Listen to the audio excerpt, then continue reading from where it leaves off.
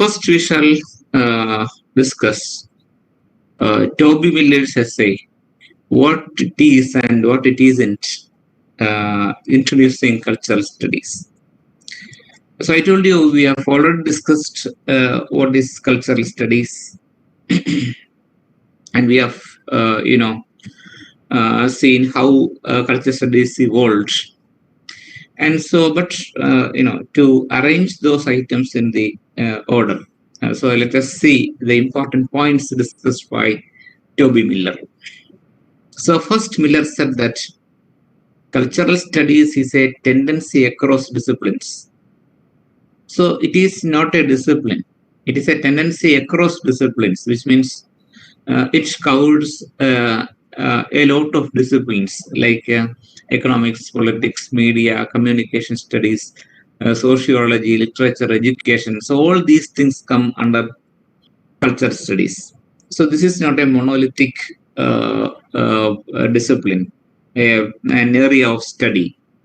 It is an area of study that covers so many, a wide range of disciplines like economics, politics, media, communication studies, sociology, and the like. Which means all these disciplines play an important role in culture studies.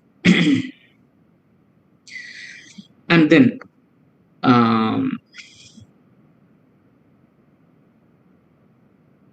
so it is different from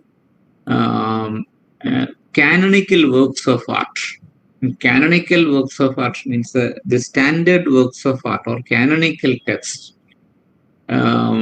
always depend on a kind of authority. So that means sometimes the government is the authority. The government made histories by appointing historians. And then there can be quantitative data about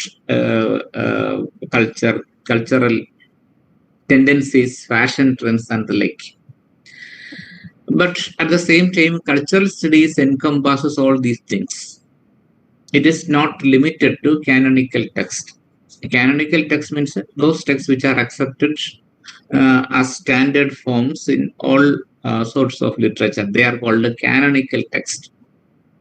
But in cultural studies, not only canonical texts, but all texts are actually taken into consideration.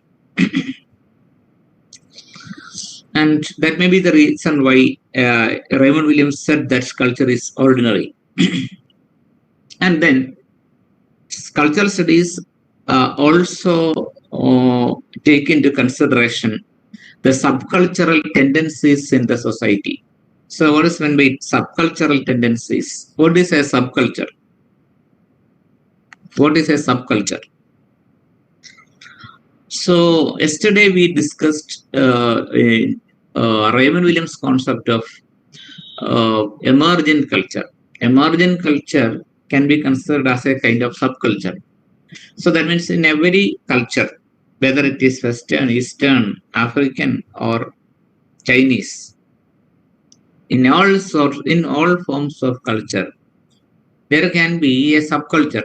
Subculture means a cultural space within a mainstream culture that questions the ideas and attitudes and values of the dominant culture. So that is what is called a subculture. So it is a culture that coexists with the mainstream culture. So in every society there is a mainstream culture, and the mainstream culture sets standard of living for all the people in the culture, like the way in which they dress, the way in which they talk, the way in which they behave, the way in which they live. So all these things are actually dictated by the mainstream culture. What you should wear, what you should say, or how you should dress your hair. And all these things are actually unconsciously, tuned by the mainstream culture. So that is the power of the mainstream culture. So it actually shapes us, shapes our attitudes, our fashion trends.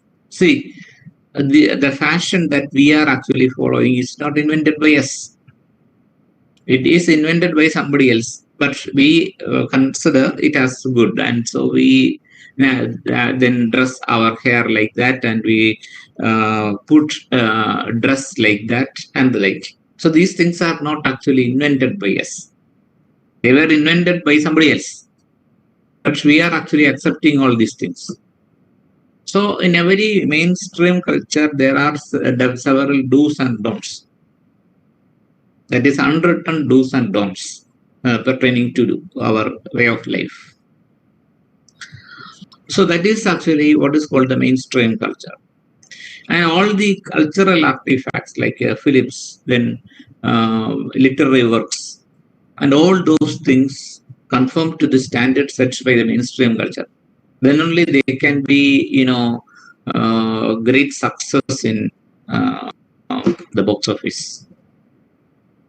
So that means a work of art or a film cannot overlook the attitudes of the mainstream culture, because it is the culture followed by the majority of the people of the society.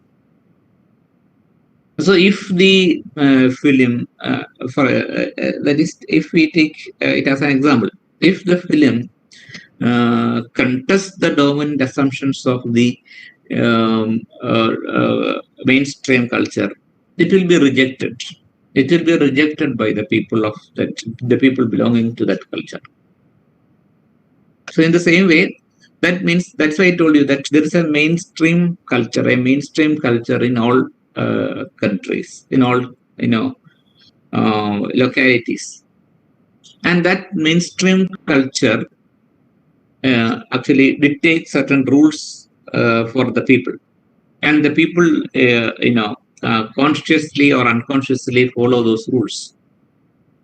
So that is why it's often said that we are afraid of the society. Why? Because the society may have forbidden a particular kind of behavior. So that is why people often say that we are afraid of the society, which means there are certain rules, unwritten rules that exist in the society.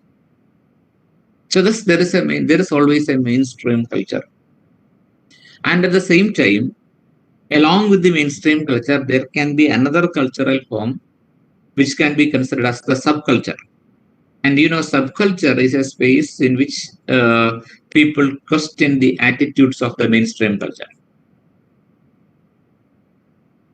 So naturally, they adopted. I mean, the subcultural people adopted different kinds of artifacts or equipments or materials to contest the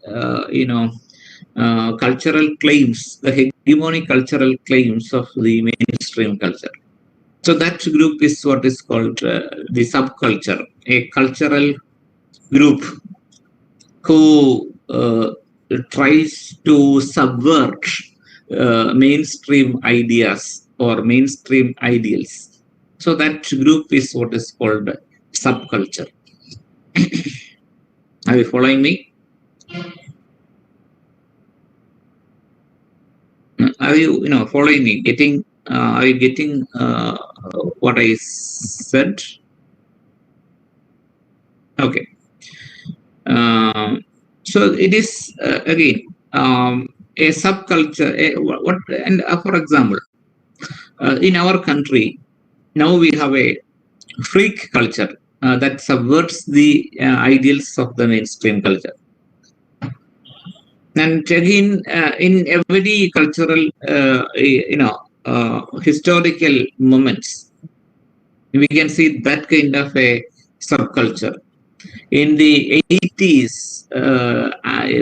we have seen what is called the hippie culture in Kerala. Hippie culture.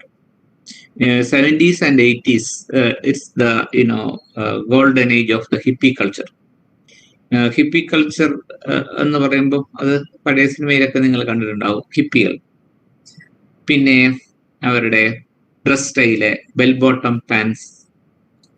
So that sort of culture is a kind of subculture. And then the hippie movement originally started in the United States and in the in other Western countries. So the hippies, rejected mainstream cultural forms, and they have their own, forms of culture, and so they rejected the concept of decency dictated by the mainstream culture, and they used drugs, and they used and they got involved in again so many cultural activities like music bands and the like. So, but later they metamorphosed into what we now call the freaks. ഫ്രീക്കന്മാരൊക്കെ അതിനകത്തുനിന്ന് വന്നതാണ്. ഈ freak അത് main stream കൾച്ചറിനെ contest ചെയ്തിട്ടാണ്. തലമുടിയൊക്കെ വെട്ടി നല്ല വൃത്തിയായി സുന്ദരനായി നടക്കുന്ന ഒരാളെയാണ് main stream culture നല്ല ആളായിട്ട് കണക്കാക്കുന്നതെങ്കിൽ, തലമുടിയൊക്കെ വെട്ടി പറിച്ച് അല്ലെങ്കിൽ നാനാവിധമാക്കിയിട്ട് എന്താണ് അതിനെതിരെ പ്രതിഷേധിക്കുന്നവരാണ് ഈ പറയുന്ന sub cultural people. And also, and again, there is another form of culture called the counterculture. They include a lot of antisocial elements. So that means the antisocial elements from the perspective of the mainstream society. They indulged in drug peddling, free sex, and all sorts of things. And so they indulged in homosexual activities, then drug peddling. A lot of such criminal tendencies can be seen among them. So the society or a culture consists of all these people. I mean, it is not actually confined to a small group of people, but the society as a whole. That is why Raymond Williams said that culture is a whole way of life. So these people are also part of that culture. And their culture is called subculture, or what I now told you as counterculture. And counterculture, I told you, can be a dangerous group.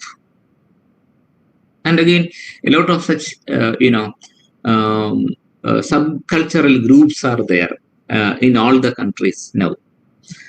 So like the British teddy boys, mods, then bikes, skinheads, punks, teen girls, rastas. So these are subcultural groups that existed in England. Teddy boys, then mods, bikers, skinheads, then punks, then teen girls, then rastas. So these are subcultural groups in Britain. And then I shall show you a small video clip. In which a very popular singer, Boy George, with his music band, interacts with the subcultural group.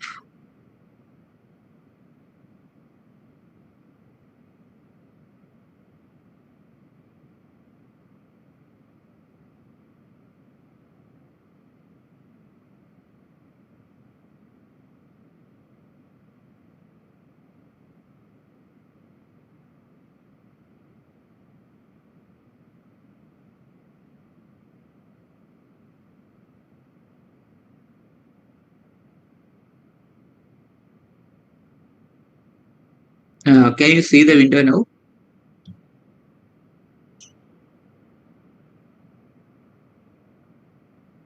Hello, can you see this window?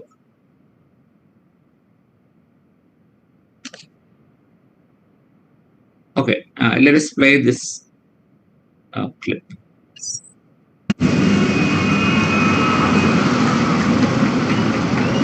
I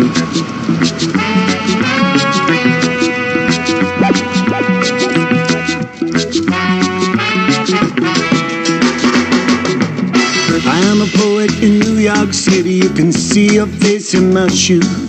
I'm young and I'm alive. I've got nothing to lose. I dream a book, I lie, a kiss. So much to resist, and then I find you.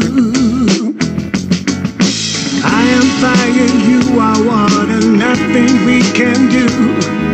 I walk into the room and light your fuse. Love is revolution. War and famine too. Feel the hunger in your heart. Let somebody love you. Let somebody love you.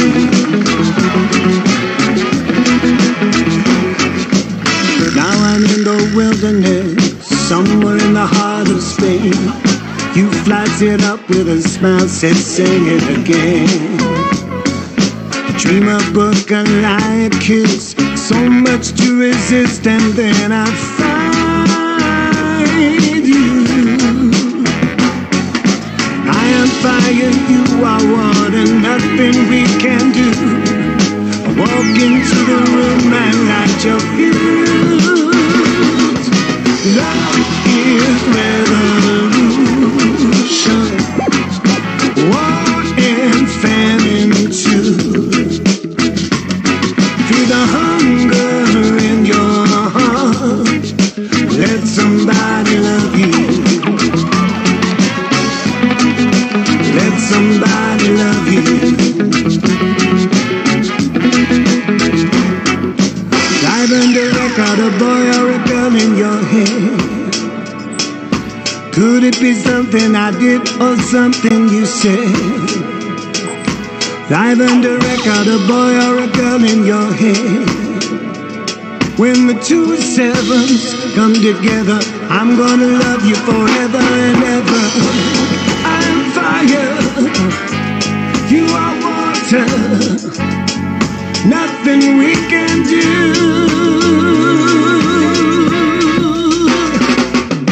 Love is revolution. War and famine too. Feel the hunger in your heart. Let somebody love you.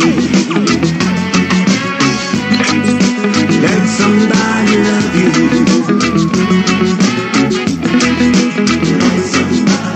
A dream, a lie, a book or a kiss.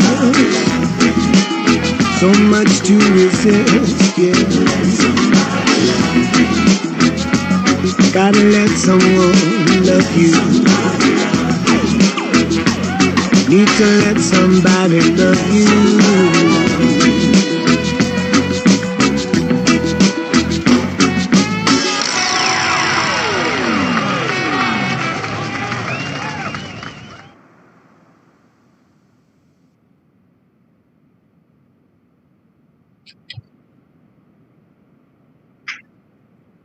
Okay, hope you enjoyed the video.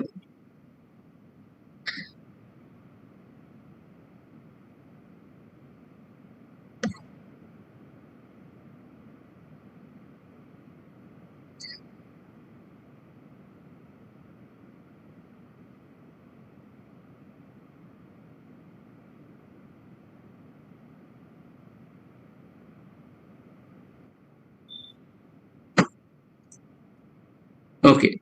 Hello, are you there?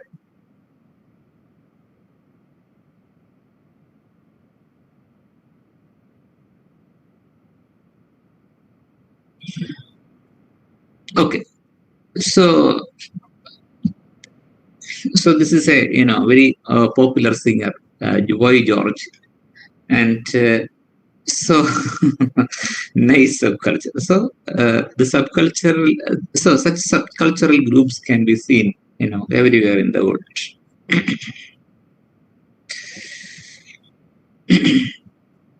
So again, another important point discussed in the essay is the you know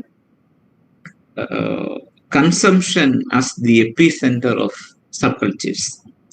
How consumption plays an important role in subcultures. So in subcultural groups, we can see a curious tendency. So they are not merely consumers, but also producers of new fashions. So they are not only consumers, but also producers of new fashions. So that means they inscribe their identity, their attitudes, and all those things on their body. And so they wear ripped clothes, then torn and ripped clothes. ഞാൻ ഇന്നലെ പറഞ്ഞല്ലോ ഈ കീറിയ jeans ഒക്കെ അവർ അത് ഉപയോഗിക്കുന്നു.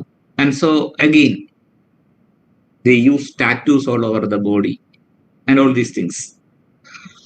So that means they actually are not not merely consumers, but also producers of fashion trends in the society.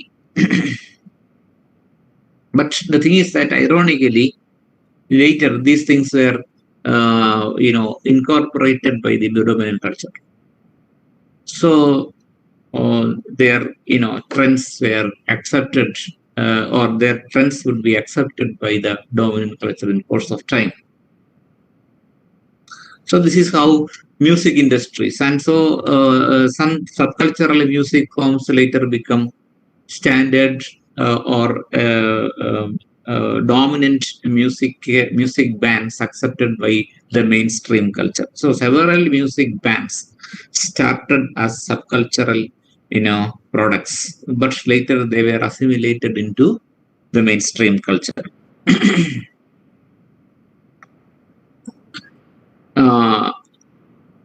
And then again, Toby Miller has identified 4 founding fathers of British cultural studies. So we have discussed all these things yesterday. Richard Hogarth, E.P. Thompson, Stuart Hall, and Raymond Williams. So these were the founding parents of these people were the founding parents of cultural studies according to Toby Miller. So they were educators, university professors, and most of them are with the leftist leanings. So they were the founders of modern contemporary cultural studies according to Toby Miller. Who are the 4 people? Richard Hogarth, E.P. Thompson, Stuart Hall, and Raymond Williams. And so this is how the Center for Contemporary Cultural Studies, the CCCS, was established at Birmingham University in Britain. And also we have discussed The Uses of Literacy, a book written by Hogarth. And then another major book was The Making of the English Working Class by E.P. Thompson. And so he said that culture was not actually produced at the top level of the society, but from the below. So culture was produced from the below, the bottom level of the society. And then another major figure was Stuart Hall. And Stuart Hall started as a deputy to Richard Hogarth, but later he became the director of the CCCS, Center for Contemporary Culture Studies.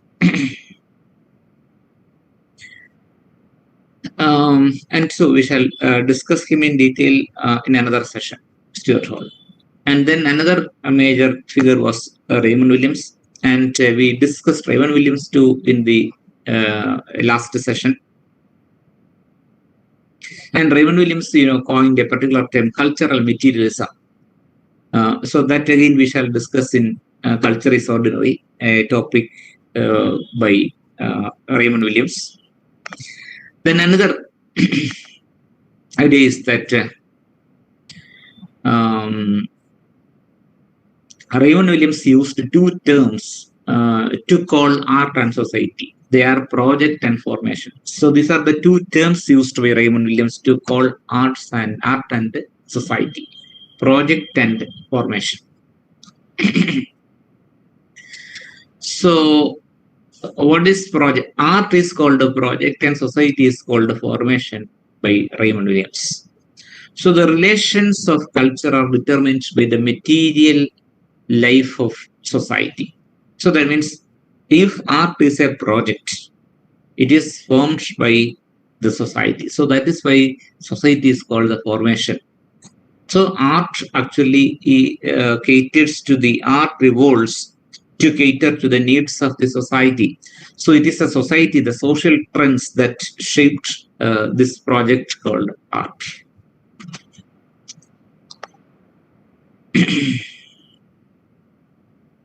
And then again, Williams' cultural materialism deals with all forms of culture, such as buildings. So even building, the architecture has a culture, a particular culture. Then films, cards, fashion, sculpture, and so on.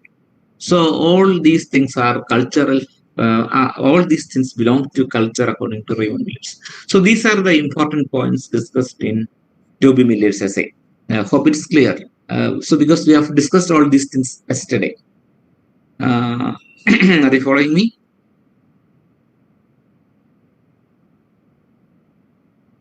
Is it okay?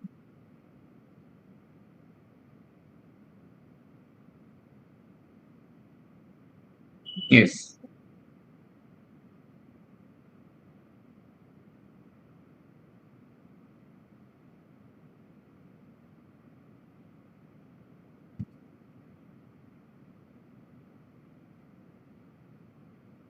Okay, thank you.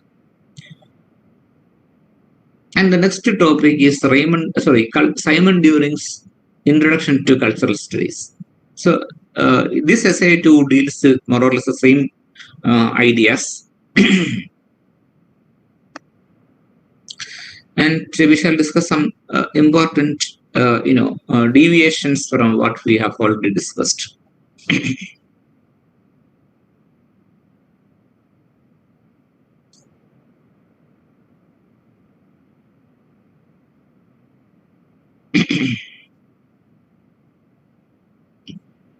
So, according to Simon During, cultural studies is a study of culture. And contemporary culture can be analyzed in different ways. Contemporary culture can be analyzed in different ways. It can be analyzed sociologically by objectively describing the institutions, the cultural institutions in the society, like marriage, education system, and the like. So the culture can be studied sociologically, and again, culture can be studied economically by giving importance to the patterns of economic relations that exist in the society.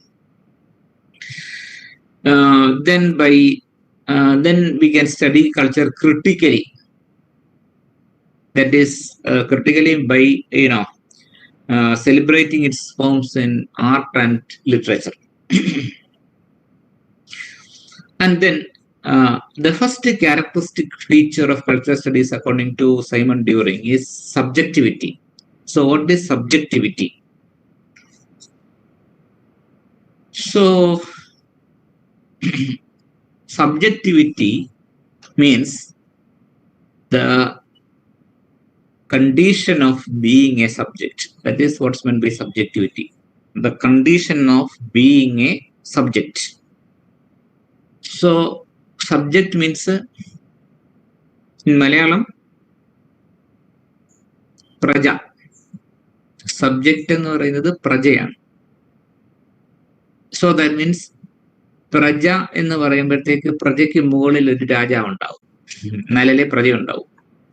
So that means subject is a person who is controlled and manipulated by a power system, a power structure. So the condition of being a subject is subjectivity. So for example, if we believe in a particular political philosophy, that philosophy is the discourse and we are the subjects. We are its subjects. So discourse produces subjects. Because we are the followers of that particular system. So we are the subjects of that particular system. So this condition of being the subject is what is called subjectivity. So being the subject of a political philosophy, being the subject of an ethical philosophy, being the subject of a state. So all these are different sorts of subjectivity. So that means cultural studies deals with, cultural studies deals with subjectivity, which means cultural studies studies culture in relation to individual lives, how the individual lives are shaped by culture. So that is the topic of cultural studies. So that is why Simon During said that cultural studies is concerned about subjectivity, because cultural studies is interested in how the individuals are the subjects of a dominant cultural form. And then he said that this concept of cultural studies was inaugurated by Richard Hogarth's book, The Uses of Literacy. And it is a very personal book because it describes the individual experiences of the writer Hogarth. And I told you yesterday, that this book can be divided into two. In the first book, he recalls with nostalgia the loss of an old order of working class culture. And in the second part, he vehemently attacks contemporary cultural forms such as pulp fiction, popular literature, and the like. So because this is a personal work, he himself belonged to a working class family, and he himself had first-hand information about the kind of life they had. So there are so many art forms among them, among the working class people. And so he was really worried about the loss of that working class culture. And this was expressed in this book, The Uses of Literacy. That's why it said that it is a very personal book. And then the first one is subjectivity. The second distinguishing characteristic of cultural studies was that it was an engaged form of analysis. It was an engaged form of analysis. So this is not actually a study of culture from the outside, but it is engaged. This study itself is engaged in different forms of culture. And it is actually an inside study. That's what's meant by this kind of engaged analysis. And then culture, is not merely the abbreviation of high culture. A high culture, because culture in culture studies is an all-inclusive area that encompasses all aspects and all sorts of people who live in a particular society. So that is the second important characteristic of culture studies. It is an engaged form of analysis. So now Simon During traces a history of cultural studies. So we discussed this in the last class. അതുകൊണ്ട് പ്രത്യേകിച്ചൊന്നും പറയണ്ടല്ലോ. അതായത് കാർണലിൽ നിന്നും FR ലെവിൽസിൽ നിന്ന് ഹൊഗാർട്ട്, EP Thomson, അങ്ങനെയാണ് ഇത് develop ചെയ്ത് വന്നതെന്നുള്ളത് ഇന്നലെ നമ്മൾ ഡിസ്കസ് ചെയ്തതാണ്. അത് വീണ്ടും പറയേണ്ട കാര്യമില്ല. ഇന്നലത്തെ ഒറ്റ ക്ലാസ് കൊണ്ട് അതെല്ലാം നമ്മൾ ഡിസ്കസ് ചെയ്തതാണ്. അത് തന്നെയാണ് അദ്ദേഹം വീണ്ടും പറയുന്നത്.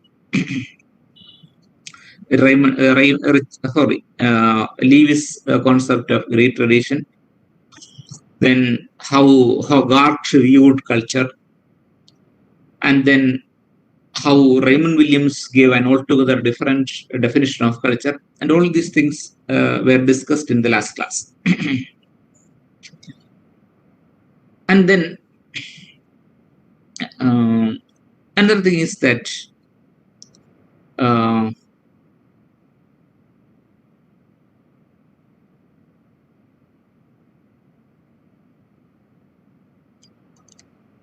so there is a distinction between culturalism and structuralism, and that too we discussed in the last class. Culturalism and structuralism. Culturalism describes how culture, ordinary people make culture, how culture is made by ordinary people. Structuralism, on the other hand, describes culture as actually a kind of signification. It is a kind of signification. And because structuralism believes that culture is a signifying practice, because it makes different sorts of meaning to different kinds of people. So, for example, he analyzes the advertisement of the Marlboro Man. Marlboro, have you heard that term? Marlboro? Marlboro? What is it? കേട്ടിട്ടുണ്ടോ Marlboro എന്ന് പറയും? അതൊന്നും പറയുന്നില്ല.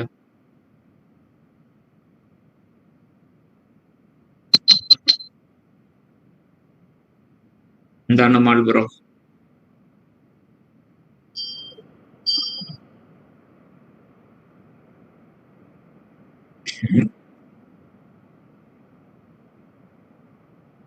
Yes, it's a brand of cigarettes, Marlboro.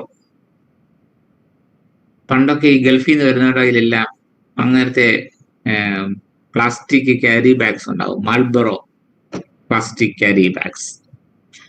Marlboro was a tobacco company, and so in their ads, this company used the image of a cowboy.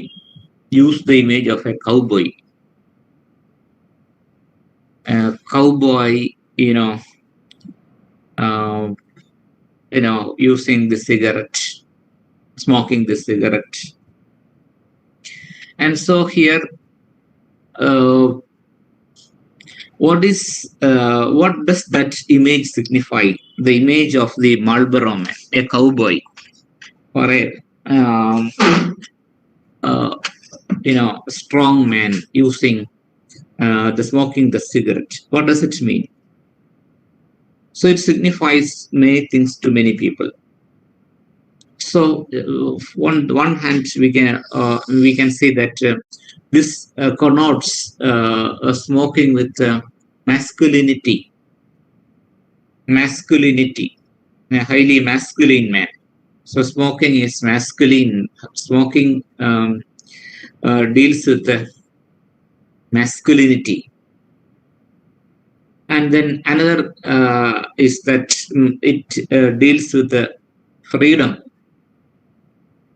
and it deals with a transcendence of a workaday life. So that means after an exhausting day, a day of exhausting work, he feels free, and so that is why he is smoking. So all these things are signified by the advertisement. So the image signifies several things like masculinity, freedom, and again transcendence of a workaday life. But at the same time, to some other people, the same image of the Marlboro Man may not be that much appealing. To them, smoking connotes with cancer, lung cancer. And so this, image again is shattered. This image of masculinity is shattered, and it is replaced by weakness, illness, disease, and the like. So that is another meaning, made by another group of people. So അതുകൊണ്ട് തന്നെ ഈ ഒരു ഇമേജിനെ പല രീതിയിൽ നമുക്ക് പഠിക്കാനായിട്ട് പറ്റും, വായിക്കാനായിട്ട് പറ്റും. So that is this is how structuralism studies culture. That is how signifiers signify things, because culture is the domain of the signifiers, and how signifiers make sense is the topic of study from the structuralist perspective of cultural studies. Okay, is it clear now?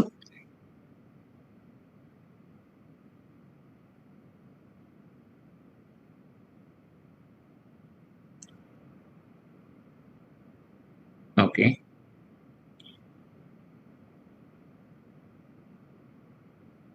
And then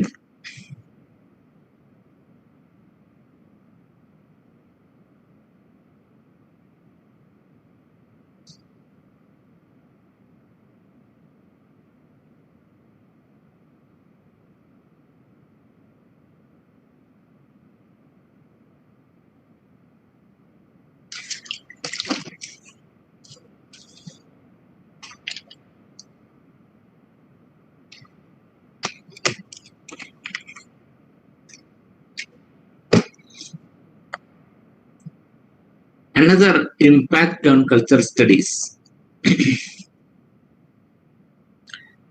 was,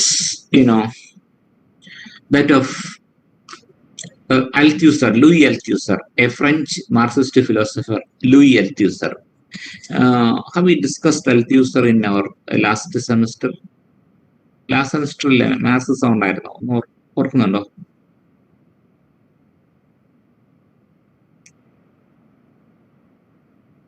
Marxism പഠിച്ചിട്ടുണ്ടോ last semester? അപ്പോൾ നമ്മൾ അൽത്യൂസറിനെയും പറഞ്ഞിട്ടുണ്ടാവുമല്ലോ അല്ലേ? Like repressive structures, ideological state apparatus, interpellation, ഇതൊക്കെ പറഞ്ഞിട്ടുണ്ടാവുമോ?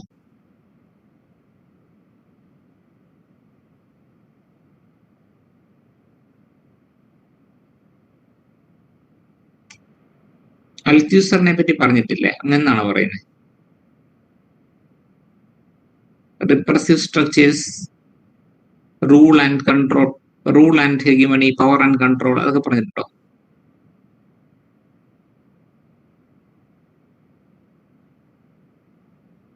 Ideological state apparatus, interpellation, ഇതൊക്കെ പറഞ്ഞിട്ടുണ്ടോ? ഓർമ്മയുണ്ടോ?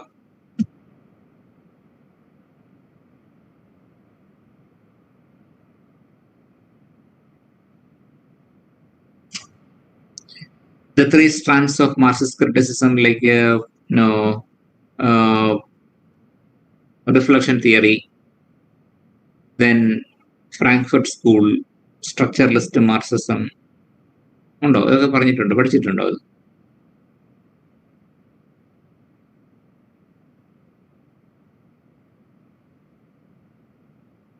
ഓക്കെ. ഗായത്രി പറയുന്നു യെസ് എന്ന്, അർച്ചന പറയുന്നു നോ എന്ന് പറയുന്നു. ഞാനിപ്പോ ആരെ വിശ്വസിക്കണം?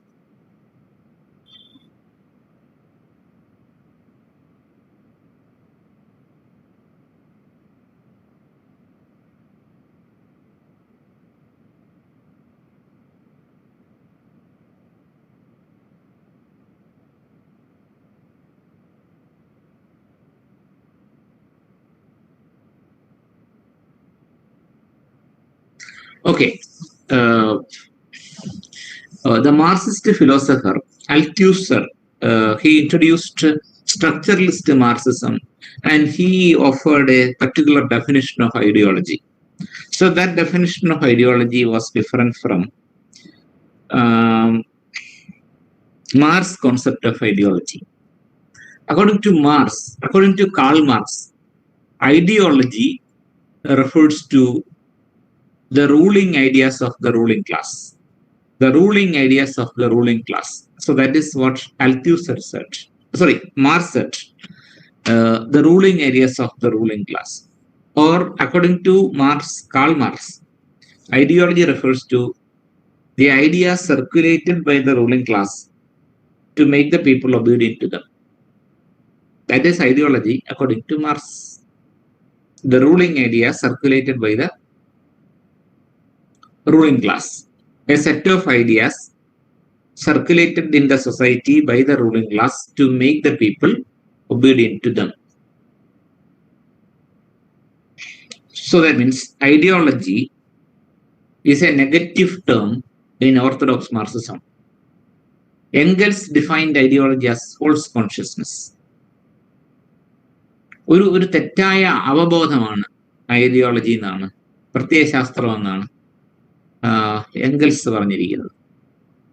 എന്ന് പറഞ്ഞാൽ അങ്ങനെ ഒരു നുണകളുടെ ഒരു കൂമ്പാരം, അത് വെച്ചുണ്ടാക്കിയെടുക്കുന്ന ഒരു പ്രത്യയശാസ്ത്രം എല്ലാ സൊസൈറ്റിയിലും എക്സിസ്റ്റ് ചെയ്യുന്നു എന്നാണ് മാർക്സ് പറയുന്നത്. Ideology is false consciousness.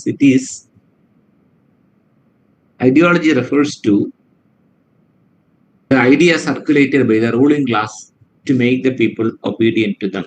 ആളുകളെ അനുസരിപ്പിക്കാൻ വേണ്ടി അവർ ഇറക്കുന്ന ഐഡിയാസിനെയാണ് ഐഡിയോളജി എന്നാണ് മാർക്സ് പറയുന്നത്. But Althusser gave an altogether different idea about ideology. He said that ideology is the medium with which we relate ourselves to the world, to the external world. The medium with which we relate ourselves to the external world. And ideology, according to Althusser, is a set of ideas endowed with a historical existence at the heart of a given society. A set of ideas endowed with a historical significance at the heart of a given society. So that means it may consist of myths, folk tales, legends, stories, and all these things. So these constitute the ideology according to Althusser. So which means ideology is not at all a negative term in Althusser. Althusser Marxist philosopher ആണ്. പക്ഷെ അദ്ദേഹം പറയുന്ന ideology എന്ന് പറയുന്നത് ഒരിക്കലും marks പറയുന്നത് പോലെ ഒരു restricted സെൻസിലല്ല.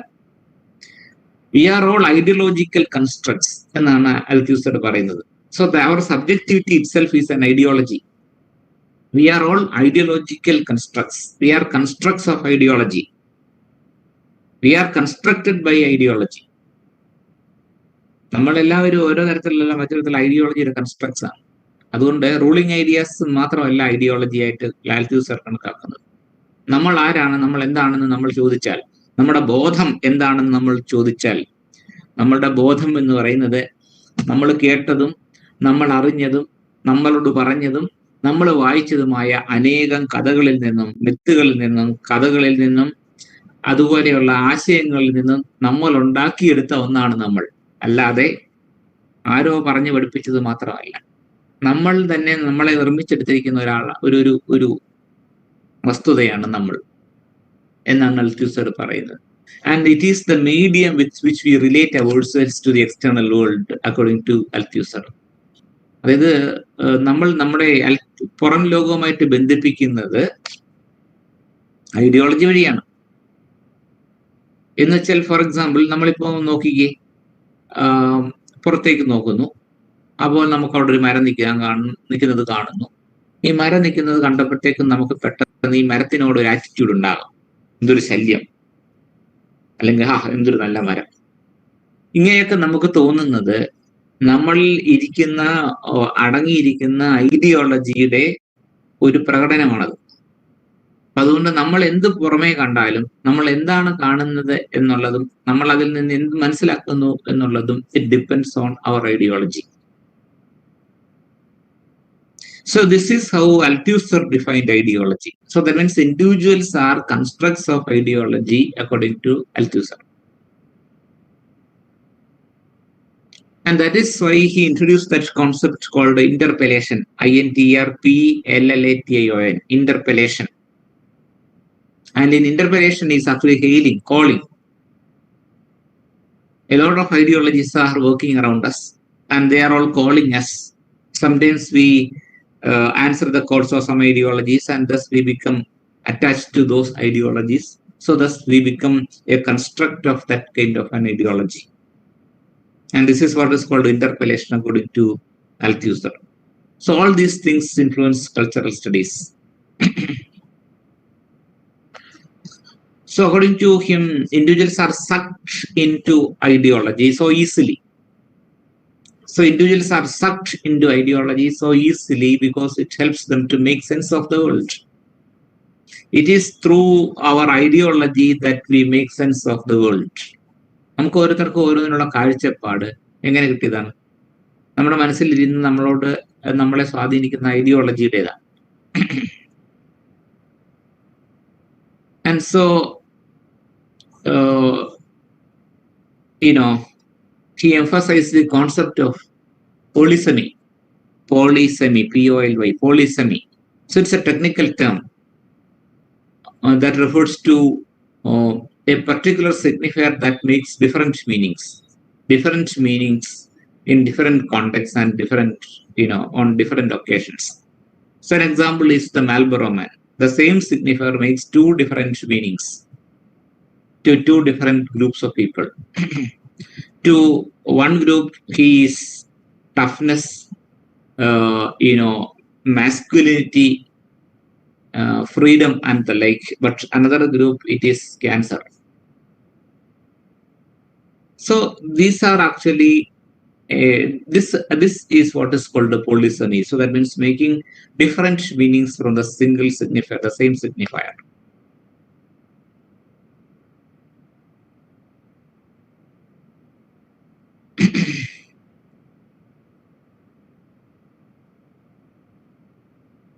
Okay, so these are the major points discussed in Simon Beard during essay, Introduction to Cultural Studies. Is it clear now? ഇത്രയും കാര്യങ്ങൾ ക്ലിയർ ആയോ?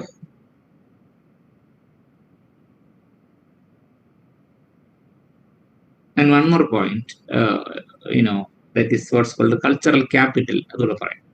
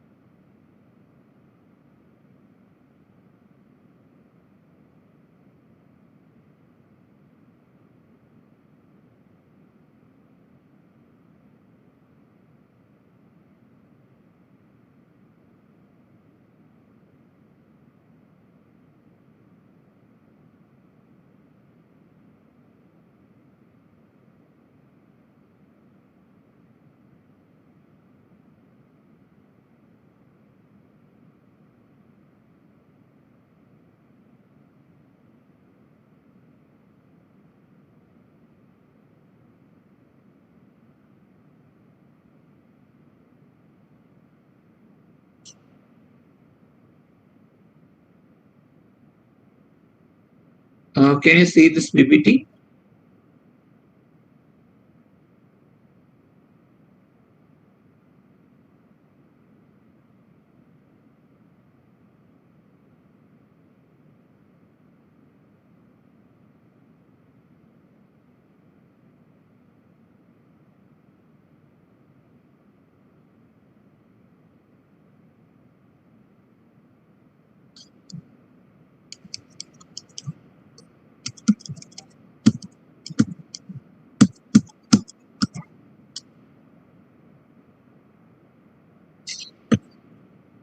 Okay, this is Bourdieu's Pierre Bourdieu, a cultural theorist, and he introduced this concept, cultural studies.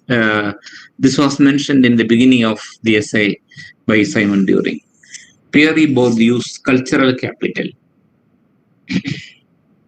So what is cultural capital? So this is also something different from Marx's concept of capital. So according to Karl Marx, there is only one form of culture, that is economic culture. Only one form of culture. Sorry, one form of capital, not culture, capital. Only one form of capital, that is economic capital. So that is capital according to Marx. But Pierre Bourdieu, the French cultural theorist, introduced the concept of cultural capital. So this is different from Marx's concept of capital. I told you Marx's concept of capital was economic. This is what is called a cultural capital. So which are the cultural capitals? So according to him, there are three types of cultural capital. Three types of cultural capital. They are embodied, objectified, and institutionalized. So these are the three forms of cultural capital. Embodied cultural capital means cultural capitals or properties inherited properties of some people. So they are called embodied cultural capital. So they are not actually consciously acquired, but inherited. It is inherited by the people. So, for example, being born in a privileged family, or being born in a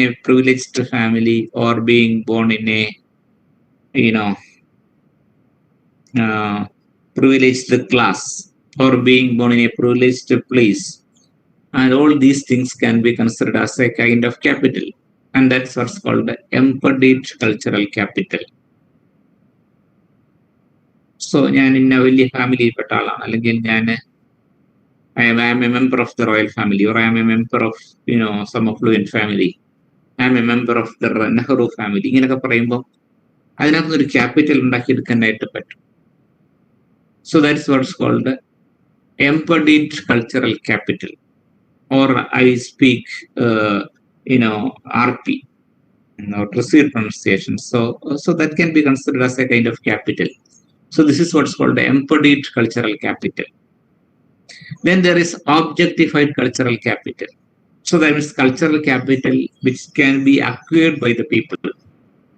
Physical objects which can be acquired by the people. Like a Benz car,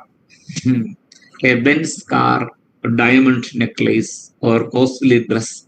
So this can be considered as cultural capital. So, ഒരു Benz car വാങ്ങിക്കുമ്പോൾ അതിനാണ്ട് 1 കോടി രൂപയ്ക്ക് അടുപ്പിച്ച് വില കൊടുക്കുമ്പോൾ ഒരു car മാത്രമല്ല വാങ്ങിക്കുന്നത്. ആ കാറിനോടൊപ്പം കിട്ടുന്ന ഒരു ഡിഗ്നിറ്റി, അതിനോടൊപ്പം കിട്ടുന്ന കുറെ പ്രിവിലേജസ്, ഇതൊക്കെയാണ് അതിന്റെ കൾച്ചറൽ ക്യാപിറ്റൽ ഉണ്ടാക്കിയെടുക്കുന്നത്. ഓക്കെ, അത് half side of the PPT is not clear അല്ലേ? അതെന്ന് വെച്ചാൽ നിങ്ങളുടെ ഇത് ഇരിക്കുന്നുണ്ട്, ഈ QA ഇവിടെ ഇരിക്കുന്നുണ്ടാക്കും.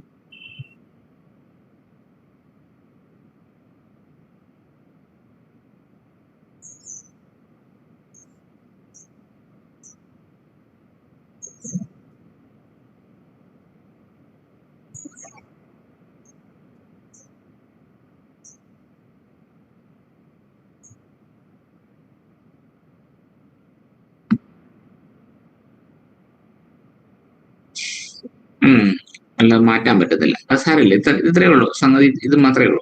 നമ്മളത്തെ ടോപ്പിക്കിലേക്ക് കടക്കുന്നതിന് മുമ്പ് ഇത് പറയുന്നതേ ഉള്ളൂ. ഒബ്ജക്ടിഫൈഡ് ഈസ് ആക്ച്വലി, അതാ ഞാൻ പറഞ്ഞു, ഒരു ബെൻസ് കാർ വാങ്ങിക്കുമ്പോൾ കാറിനോടൊപ്പം നമ്മൾ വേറെ ഒത്തിരി കാര്യങ്ങൾ, ഡിഗ്നിറ്റി, സ്റ്റേറ്റസ്, ഇങ്ങനെ പല പല സംഭവങ്ങളും കൂടെ കിട്ടുന്നുണ്ട്. And that can be considered as A kind of capital. So the possession of physical objects, so which is a kind of objectified cultural capital.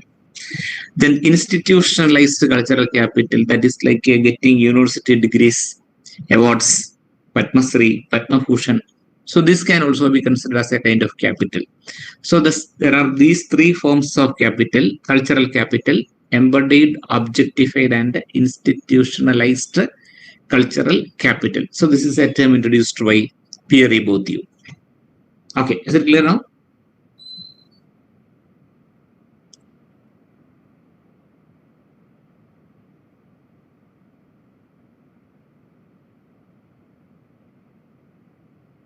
Is it clear now? Am I audible?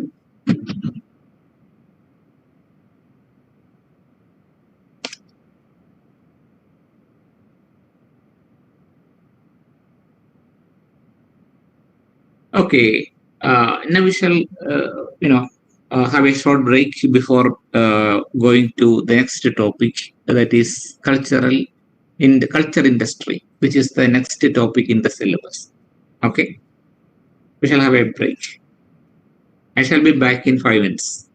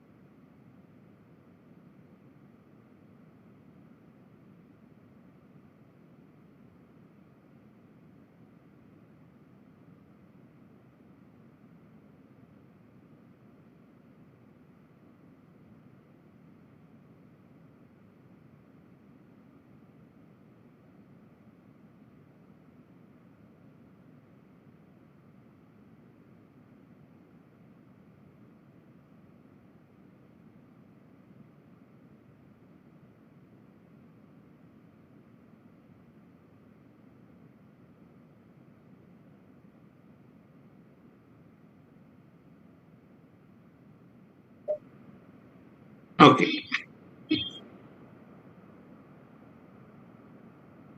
Um, shall we start?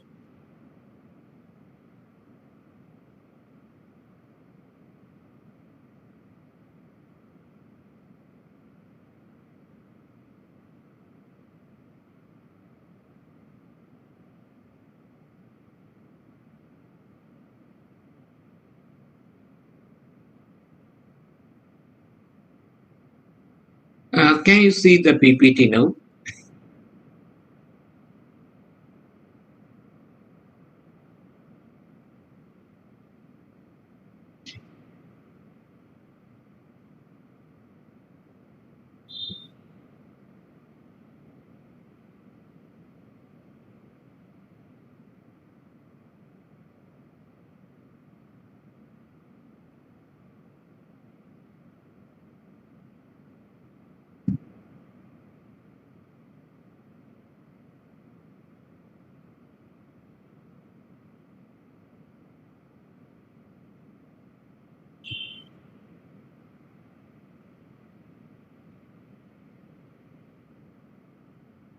Can you see the PPT?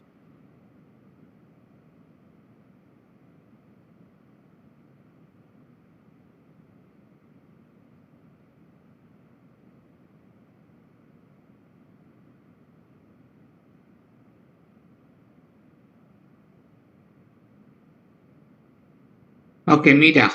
Is it visible now?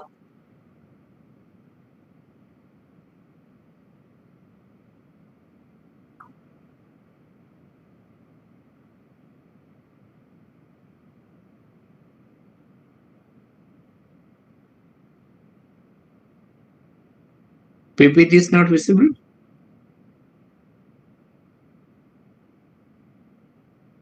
Okay, let me check.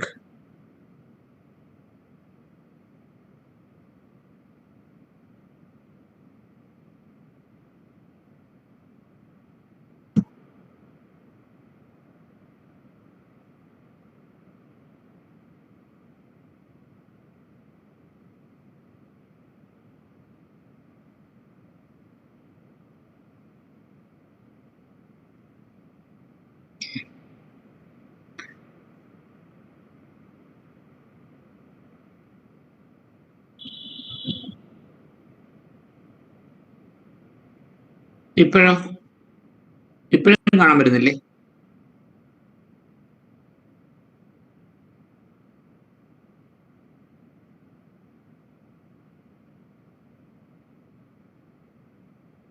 കാണാമോ?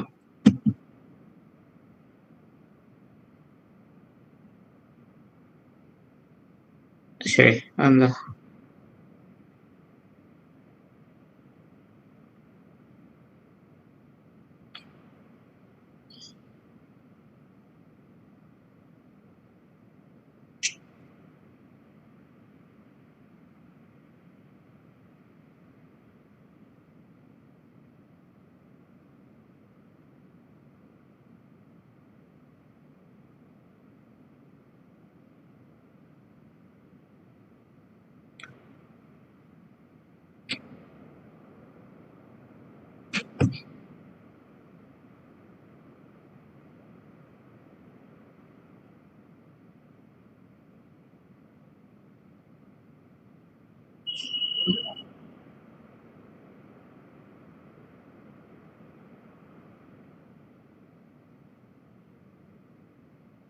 ഇപ്പൊ കാണാമോ?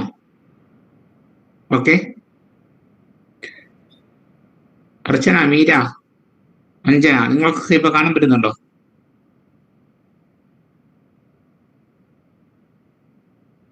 Okay okay okay, ശരി ശരി.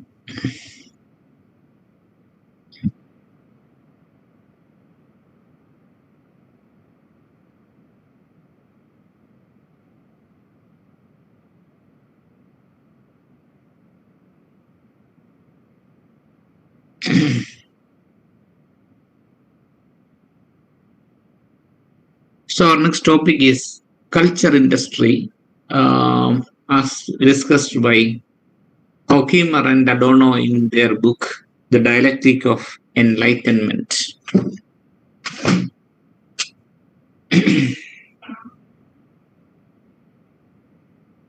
Okay. So before starting this essay, so we need some kind of background information. So this book, The Dialectic of Enlightenment, was very important one in the Frankfurt School, an important contribution of the Frankfurt School of Marxist criticism. And so in our last semester, we have discussed the three strands of Marxism, Marxist criticism, like reflection theory advanced by Lukács, then Frankfurt School,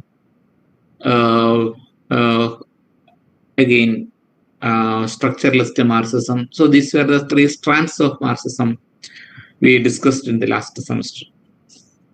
So here, this work, Culture Industry, is something related to the Frankfurt School of Marxism. And the term culture industry was coined by two eminent Marxist critics, Theodor Adorno and Max Horkheimer. Theodor Adorno and Max Horkheimer. They wrote this book, Culture Industry, in 1947. So the Dialectic of Enlightenment in 1947. And Culture Industry is a chapter in this book, Dialectic of Enlightenment. So what is culture industry? And its full title is Culture Industry. The title of that chapter is Culture Industry, Enlightenment as Mass Deception. Enlightenment as Mass Deception. And so here, so we have to understand what is meant by culture industry.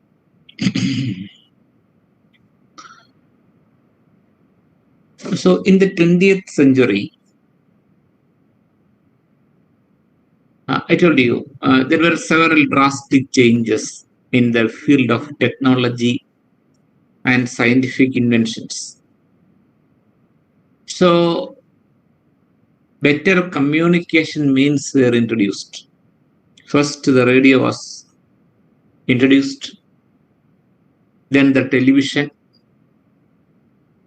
and then the newspapers and magazines flourished at the beginning of the 20th century.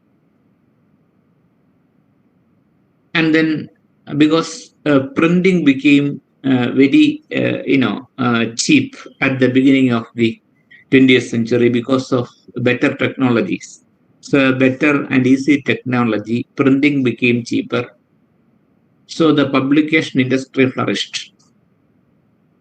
And also, I told you, the people at the beginning of the 20th century were very literate, more literate than their predecessors in the 19th or 18th centuries, because compulsory education was introduced in most of the European countries. So compulsory education was introduced, and children below a certain age were sent to school, had to be sent to school. And so thus the rate of literacy increased. And naturally, people turned to reading. They turned to reading. And so because that was the only time pass at that time, reading. There were no Facebook, mobile phones, or there was not even the internet.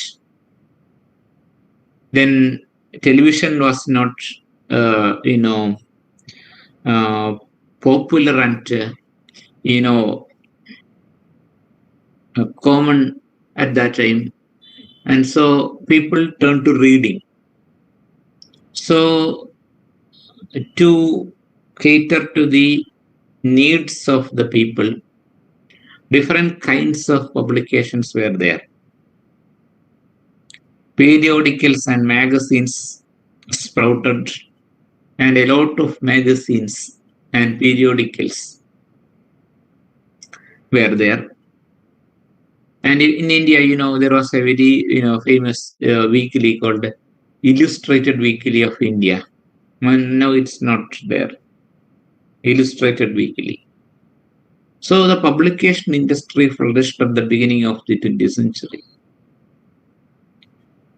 And color printing was introduced. And so magazines became very popular. And there were several types of magazines, like spicy magazines that promoted yellow journalism. Then, pulp fiction, pulp novels. I mean, they are very popular, full of melodramatic elements like, revenge, murder, investigation, and the like. So, naturally, the industrial sector became very interested in this kind of cultural productions, and also the films started. Films became immensely popular in the beginning of the 20th, in the first half of the 20th century. Films became popular. So soon the industrialists became interested in films and literature. Why? Because they found them as, means to make money. So they turned to the publication industry. The industrialists then turned to the publication industry. So through publications, they could make money. And also they invested money in filmmaking. So because through films too, they could make money. So, but the difference is that here we can see, a novel, concept, novel idea. Because now the industrialists are selling what? Selling what? A film. What sort of a product is it? They are selling the same product to millions of people in the world. And so the difference is that here the product is a cultural artifact. So that's the thing. The product is not actually a commercial product like a talcum powder or a toilet soap, but it is something different. It is a cultural product, because the film is a cultural product, a piece of imagination. So it is a cultural, product. And then television events, television serials, television events. They were also products, but what sort of products? Not commercial products in their accepted sense of the term, but cultural products.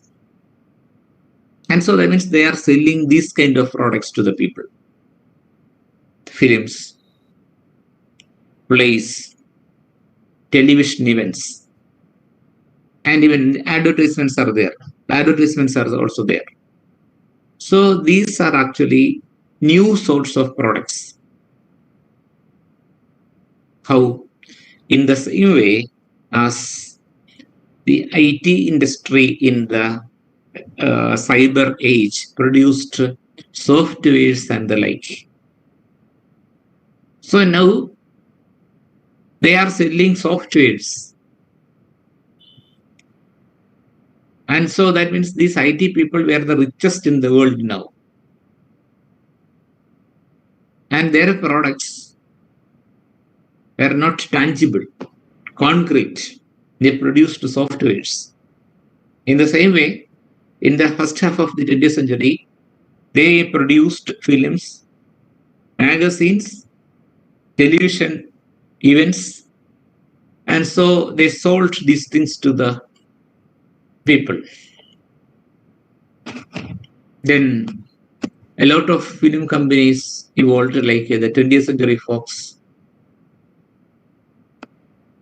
And so they deal with, cultural products. So this industrialists or the businessmen found an opportunity to make money through investments in culture. So that means cultural product become a kind of commodity which can be sold and bought in the market. So that means culture is now dominated by this kind of commodities. And another thing is that to market a commodity, and again, another aspect of the same industry is that on one level, they can definitely make money out of selling these products to the people. But more than that, there is another unknown or a less viewed dimension to this industry. What is it? That is somewhat more, dangerous or more important aspect of this kind of culture industry. As I told you, on one level, they could make money out of selling the cultural products to the people, like a film. But more than that, or more significant than that, it has another dimension. That is, these cultural products can make a congenial climate in which capitalists can make more money. They can make a congenial climate to make money, for the capitalists to make money. So that means when a new product is, introduced, for example, people buy these products. How? Because they find that it is good. And how do they find that it is good? It is here that culture industry works. Where people say that this was the product used by the hero of the film, so I am using this. So that product, to sell that product, they needed the help of the film or the cultural products. So they produced different kinds, not only advertisements, but through the films and books, they can actually circulate those kinds of ideas. And this is obvious in the advertisement industry. 1 second.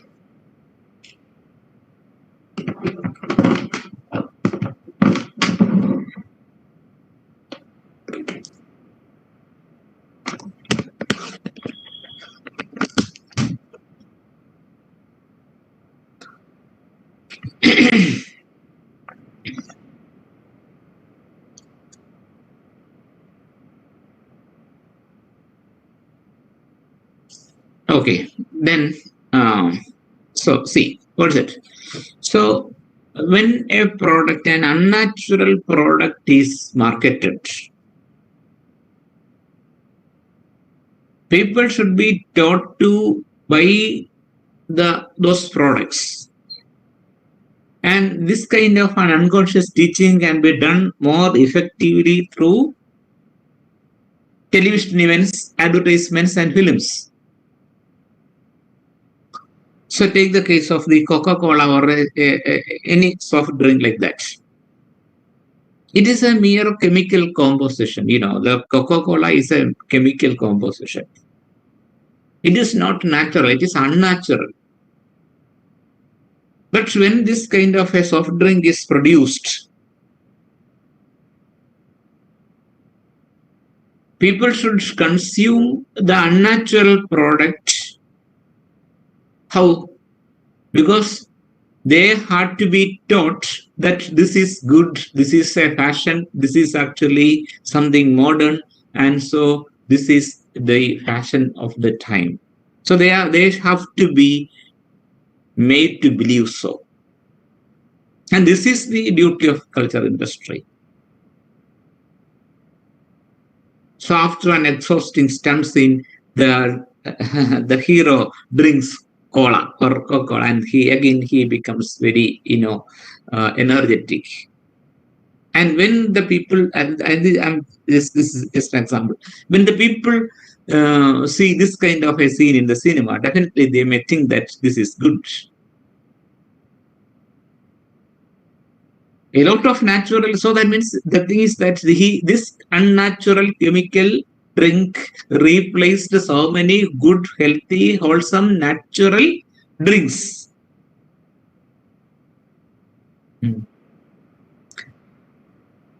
But at the same time, people were not ready to buy them or use them or drink them. No need to buy, even they could be made at home. No need to buy. But they would not do, people would not do so because they had been taught that this is good, this is the fashion of the day. So cricket കണ്ടോണ്ടിരിക്കുന്ന ചെറുക്കൻ്റെ അടുത്ത് കൊണ്ടുപോയി ഒരു glass കഞ്ഞിവെള്ളം കുടിക്കുന്നു പറഞ്ഞാൽ കഞ്ഞിവെള്ളം കുടിച്ചാൽ കുടിക്കൂ, അല്ലെങ്കിൽ ഇതാകുന്ന മോരും വെള്ളം കുടിക്കൂ എന്ന് പറഞ്ഞാൽ കൊടുത്താൽ കുടിക്കുകയല്ല. കാരണം എന്താ? കുടിക്കാത്തതിന്റെ കാരണം എന്ന് പറയുന്നത് അതൊക്കെ എന്തോ പഴഞ്ചൻ ഏർപ്പാടാണെന്നുള്ള തോന്നൽ നമ്മുടെ മനസ്സിലുണ്ടാക്കി തന്നു. കഞ്ഞിവെള്ളത്തിന് എന്താ കുഴപ്പം? കഞ്ഞിവെള്ളത്തിനകത്തൊരു ശകലം കുരുമുളകും പൊടി ഒന്ന് വിതറി ഒരു നുള്ളുപ്പൊക്കെ ഇട്ട് കുടിക്കുകയാണെങ്കിൽ it's very healthy and wholesome. മോരും വെള്ളത്തിനാണ് അതുപോലെ നല്ലൊരു സാധനം ഇല്ല. കാരണം എന്താ? It cleanses the intestines. അങ്ങനെ ഇഷ്ടംപോലെ സംഭവങ്ങൾ, നാരങ്ങ വെള്ളം. പക്ഷെ ഇങ്ങനെയുള്ള നാച്ചുറൽ ആയിട്ടുള്ള സംഭവങ്ങളെ എല്ലാം നമ്മൾ വേണ്ടാന്ന് വെച്ചിട്ട് നമ്മൾ കൊക്കക്കോളയിലേക്കോ ഈ പെപ്സിയിലോട്ടോ ഒക്കെ പോകണമെന്നുണ്ടെങ്കിൽ ശക്തമായ രീതിയിൽ നമ്മുടെ മനസ്സിനെ അത് മാറ്റിക്കെടുത്തിട്ടുണ്ട് അവർ. So they did all these things through how this kind of culture industry. അവര് കൾച്ചർ ഇൻഡസ്ട്രി ഉണ്ടാക്കിയെടുത്തു, കൾച്ചർ ഇൻഡസ്ട്രിയിലൂടെ. Because these were the people, the industrialist who sponsored cricket and such sports events. ഈ ടി വി എന്ന് പറഞ്ഞൊരു സാധനം ഇല്ലായിരുന്നെങ്കിൽ cricket എന്ന് പറഞ്ഞൊരു സംഭവമേ ഉണ്ടാകത്തില്ലായിരുന്നു. ക്രിക്കറ്റ് എന്ന് പറഞ്ഞൊരു സംഭവമേ ഉണ്ടായില്ലായിരുന്നെങ്കിൽ കോള എന്നൊരു സംഭവമേ ഉണ്ടാകില്ലായിരുന്നു. ക്ലിയർ ആയോ? അപ്പോ ആ തരം ഒരു എന്താ പറയുന്നത് ബ്രെയിൻ സ്റ്റോമിങ്, ബ്രെയിൻ വാഷിങ് നടത്താനായിട്ട് കൾച്ചർ ഇൻഡസ്ട്രിക്ക് അല്ലെങ്കിൽ കൾച്ചറിന് പറ്റും എന്ന് ഇൻഡസ്ട്രി തിരിച്ചറിഞ്ഞു. സോ അതുകൊണ്ടാണ് അവരെന്ത് ചെയ്യുന്നു, ഈ ഇൻഡസ്ട്രിയെ, ഇതിനെ കൾച്ചർ ഇൻഡസ്ട്രിയെ പ്രൊമോട്ട് ചെയ്യുന്നത്. So that means they not only make money, they could not only make money by selling these products, they could also make a congenial climate for the capitalists to exist, triumph in this world. അതാണ് സംഭവം. കോൾഗേറ്റിന്റെ ഒരു പരസ്യം കണ്ടിട്ടുണ്ട്. Colgate ആണ്, close-up ആണ്. ക്ലോസപ്പിന്റെ ഒരു പരസ്യം കണ്ടിട്ടുണ്ടോ? അതായത് a boy is going to propose a girl, but പഴയ അഡ്വർടൈസ്മെന്റ് ആണ്. But when he opens his mouth, he turns away and and walked away from him. അപ്പോൾ അവൻ തിരിച്ചറിഞ്ഞ സംഭവം പ്രശ്നമാണെന്ന് മനസ്സിലായി. അവൻ നേരെ പോയി എന്നിട്ട് എന്ത് ചെയ്തു, ക്ലോസപ്പ് ഇട്ട് പല്ല് തേച്ചിട്ട് വീണ്ടും ചെന്ന് പെണ്ണിന്റെ അടുത്ത് ചെന്നിട്ട് പെണ്ണിന്റെ മുഖത്തോട്ട് ഇങ്ങനെ ഊതിയപ്പം immediately she fell in love with him. ഇതാണ് സംഭവം. അപ്പോ ഇതിനകത്ത് നിന്ന് എന്ത് മനസ്സിലായി? പെണ്ണിനെ പ്രപ്പോസ് ചെയ്യാൻ പോകുമ്പോൾ കോൾഗേറ്റ് ഇട്ട് ക്ലോസപ്പ് ഒക്കെ ഇട്ട് പല്ലൊക്കെ തേച്ചിട്ട് വേണം പോകാൻ, അല്ലെങ്കിൽ പെണ്ണ് തിരിഞ്ഞുകൂടും. അപ്പോ നമ്മൾ പ്രണയത്തിന് എന്താണ് ക്ലോസപ്പ് ഭയങ്കര അത്യാവശ്യമായ ഒരു സംഭവമാണെന്ന് മനസ്സിലായില്ലേ? അതേപോലെ തന്നെ. അപ്പം നമ്മൾ ആലോചിക്കണം, പണ്ട് കാലത്ത് ഈ നളനും ദമയന്തിയൊക്കെ എങ്ങനെയാണോ പ്രേമിച്ചിരുന്നത് നമ്മൾ ആലോചിച്ചു. അവർ ഈ ക്ലോസപ്പും കോൾഗേറ്റും ഒന്നും ഇല്ലാതിരുന്ന സമയത്ത് എങ്ങനെ പ്രേമിച്ചു എന്നുള്ളതാണ് പ്രശ്നം. അപ്പൊ അതിന്റെ കാരണം എന്താ വെച്ചാല്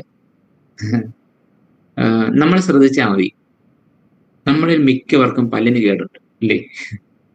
ചെറിയ പ്രായത്തിൽ തന്നെ പല്ല് കേടായി തുടങ്ങി നമ്മുടെ പല്ല്. പക്ഷെ നമ്മുടെ പഴയ ജനറേഷനെ നോക്കിക്കോ, ഭയങ്കര പല്ല, ഒരു കുഴപ്പമില്ല.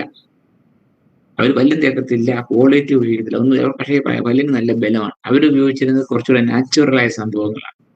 ഉമിക്കരി, മാവിന്റെ ഇല, വേപ്പിന്റെ ഇല, ഇതൊക്കെ ഉപയോഗിച്ചാണ് പണ്ടുള്ള മനുഷ്യന്മാരൊക്കെ പല്ല് തേച്ചുകൊണ്ടത്. അന്നേരം അവർക്ക് വായ്നാറ്റവും ഇല്ല, പല്ലിന് കുഴപ്പമില്ല, ഒന്നുമില്ല. നമ്മൾ വളരെ കെമിക്കലി ഇതായിട്ടുള്ള സംഭവമാണ്. അപ്പൊ നമ്മൾ ആലോചിച്ചോ, ഉമിക്കരിയൊക്കെ ഇട്ട് മാവല കൊണ്ട് നന്നായിട്ട് പല്ല് തേച്ച് നമ്മുടെ പല്ല് നല്ല ഹെൽത്തി ആയിട്ടിരുന്ന ഒരു കാലത്ത് നിന്നും നമ്മളെ ക്ലോസപ്പിന്റെ കാലത്തിലേക്ക് മാറ്റിയതാരാണ്? ഇവരാണ്. ഈ അഡ്വർടൈസ്മെന്റ് ഇൻഡസ്ട്രി അല്ലെങ്കിൽ ഈ പറയുന്ന culture industry. Is it clear now? So that means they can manipulate people. This is what I'm trying to say. Clear ആവുന്നുണ്ടോ?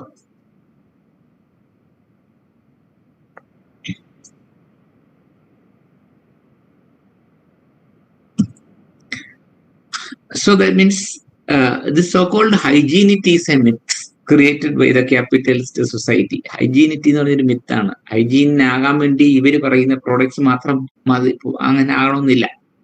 എത്രയോ നല്ല കാര്യങ്ങൾ കൊണ്ട് ഹൈജീൻ ആകാൻ പറ്റും. ഈ ക്രീമും ഒന്നും തേച്ച് മുഖവും കൈയും കാലും ഒന്നും വെളുപ്പിക്കേണ്ട ഒരു കാര്യമില്ല. കുറച്ച് കടലമാവും തൈരും കൂടെ മിക്സ് ചെയ്ത് ദേഹത്തും കണ്ണിലും ഒക്കെ തേച്ച് മുഖത്തിലും ഒക്കെ തേച്ച് കഴിഞ്ഞാൽ കുറച്ച് വെളുക്കും, സ്കിന്നൊക്കെ സോഫ്റ്റ് ആവും. അതിനൊന്നും ഇതില്ല. പക്ഷെ ഈ പ്രോഡക്ട്സ് ഒക്കെ നമ്മളുടെ അടുത്ത് ഇങ്ങനെ ആയിത്തീരുന്ന തരാനുള്ള അങ്ങനെ ഒരു അവസ്ഥയിലേക്ക് നമ്മളെ മാറ്റിയെടുത്തത് this is what is called the culture industry. So are you following me?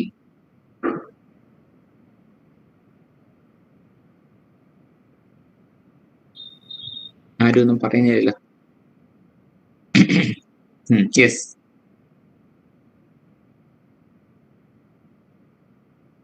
That's it. So here,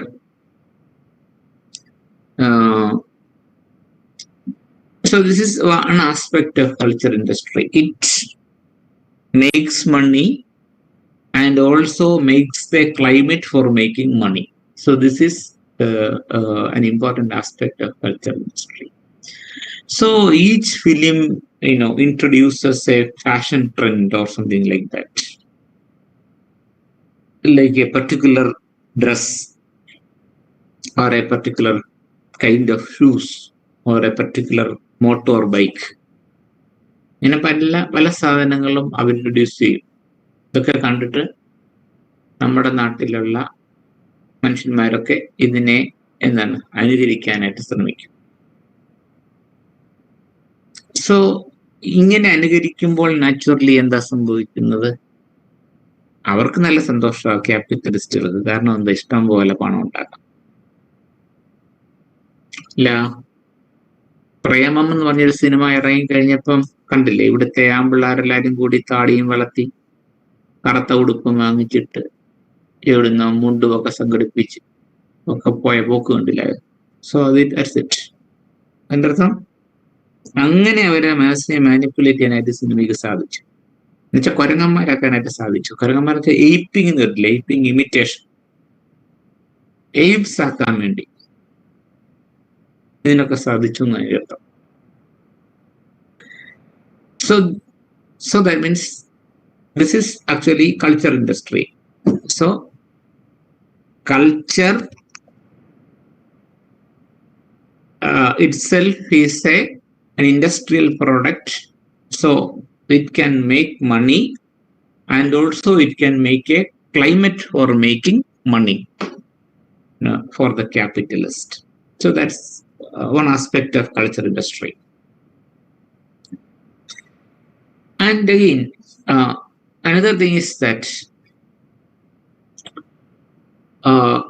culture behaves like industry or industry assimilates culture. So both can be right with regard to culture industry.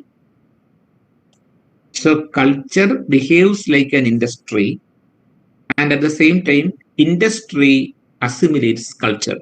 So that means both the concepts, culture and industry, are mutually inclusive. So industry depends on culture for better marketing, for better, circulation of products and the like. And at the same time, this kind of a culture is also shaped by industry. This kind of a culture is shaped by industry. So through advertisements and the like, they are shaping culture.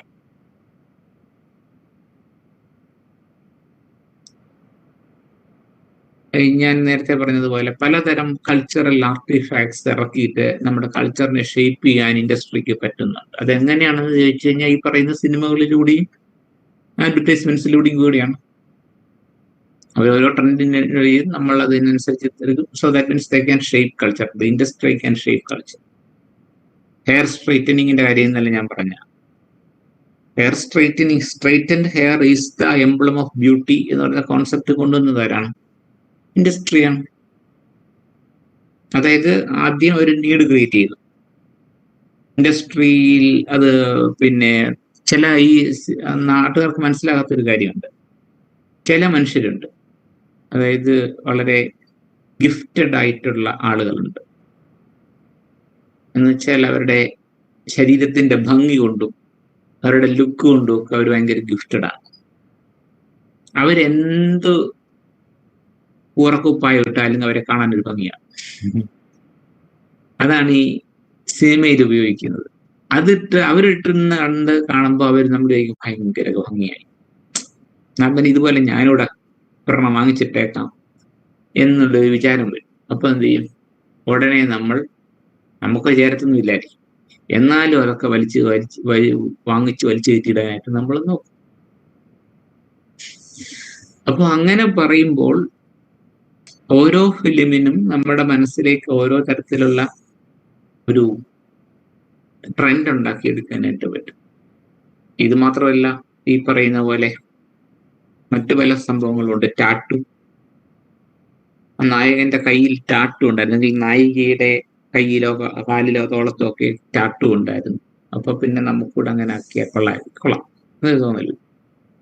So this is how culture is being shaped by industry. പിന്നെ industry തന്നെ പറയും ഇതാണ് നല്ലത്, ഇതല്ലെങ്കിൽ പിന്നെ എന്ന് വെച്ചാൽ നമ്മൾ തന്നെ അറിയാതെ ആലോചിച്ചു പോവും ഇതല്ലേ ശരി എന്ന് നമുക്ക് തോന്നിപ്പോവും. So that is what's called shampoo companies. അതെ, മീര പറയുന്നത്. മീര ഒത്തിരി ഷാംപൂ ഉപയോഗിച്ച ആൾ, അതുകൊണ്ടായിരിക്കും. അപ്പൊ അതുകൊണ്ട് ഷാംപൂവിന്റെ കാര്യം ഇങ്ങനെയൊക്കെ തന്നെയാണ്. അപ്പോ ഇങ്ങനെ പല പല സംഭവങ്ങളും നമുക്ക് ഈ കൾച്ചർ ഇൻഡസ്ട്രിയുമായിട്ട് കണക്ട് ചെയ്യാനായിട്ട് പറ്റും. ഇത്തരം കാര്യങ്ങൾ ക്ലിയർ ആയോ?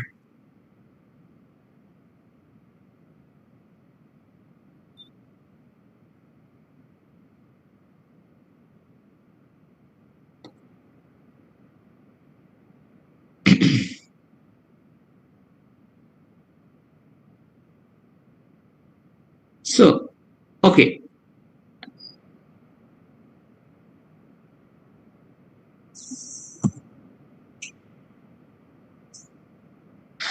So here, so the products are produced by industry and marketed with the help of culture industry. So that is television ads, events, films and the like. And they actually shaped culture. And also then in Hollywood films, it's often said that they produced the concept of masculinity. So they produced the concept of masculinity. How? according to the Hollywood, film industry, masculinity consists of 3 M's. Three M's. Which are they? 3 M's.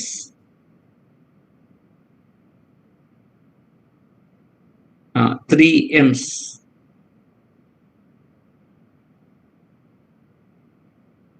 3 M's are muscle,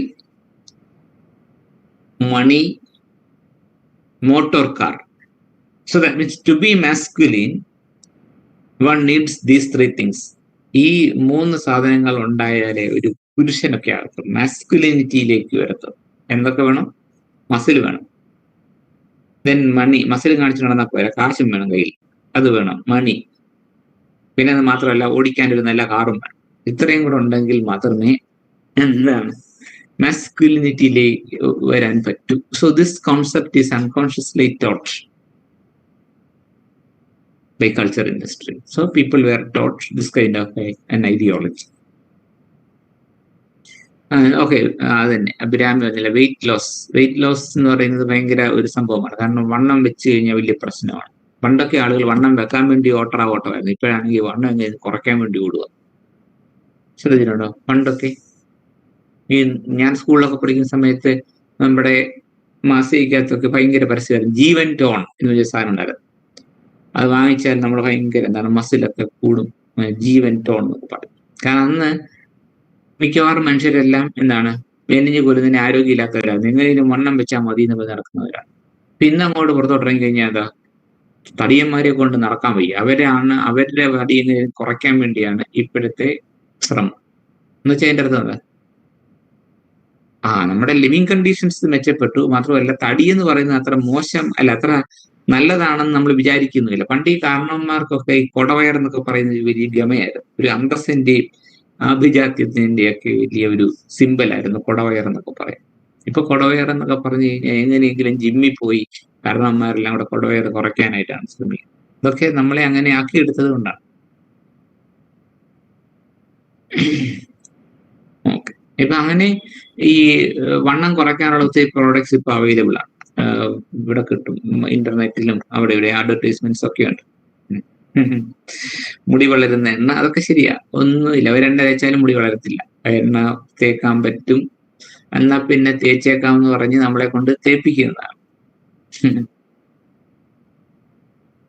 so that means നമ്മുടെ കാഴ്ചപ്പാടിനെ മാറ്റിയെടുത്തത് കൊണ്ടാണ് ഇങ്ങനത്തെ ശീലങ്ങളിലേക്ക് നമ്മൾ പോകുന്നത്. അപ്പോ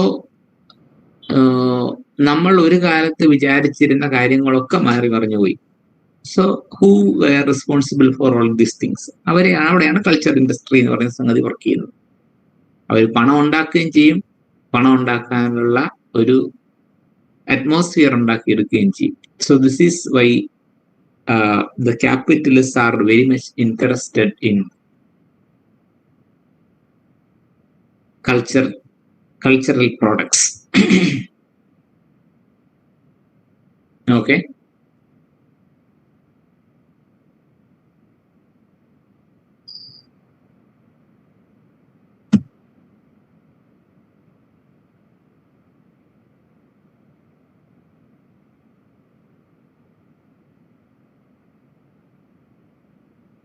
ഇപ്പോ ഞാൻ പറഞ്ഞത് മനസ്സിലായോ കൾച്ചർ ഇൻഡസ്ട്രിയെ പറ്റി?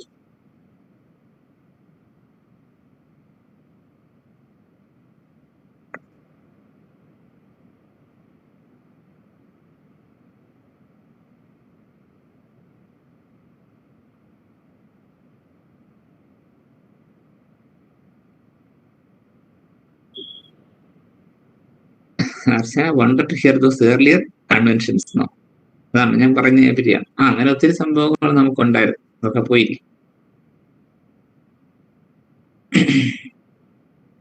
Okay, so now so this is what's meant by culture industry, and as we have seen, the title of this chapter is the culture industry, enlightenment as mass deception. So this chapter, ഞാൻ ഇത്രയും പറഞ്ഞത് മനസ്സിലാക്കുക, നമുക്ക് പറയാം. അങ്ങനെ വരുമ്പോൾ നമുക്ക് എളുപ്പം മനസ്സിലാവും. And now, enlightenment, according to Horkheimer and Adorno, is a mass deception. How enlightenment becomes mass deception? So what is enlightenment? So we have discussed enlightenment in detail in our previous classes. That is, in the 18th century, people turned to scientific reasoning and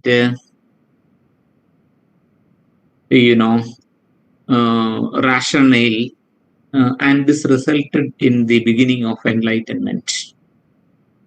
And enlightenment rejected all superstitious beliefs, supernatural elements, and adopted a scientific rationale for everything. And that is what's called enlightenment. And according to Adorno and Horkheimer, this enlightenment was a kind of mass deception. This enlightenment was a kind of deception. So that means how enlightenment becomes a kind of mass deception. So I told you, enlightenment evolved in the 18th and 19th centuries. Before the enlightenment, the church and the religious institutions were very powerful. The religious institutions were very powerful, and they were the custodians of knowledge.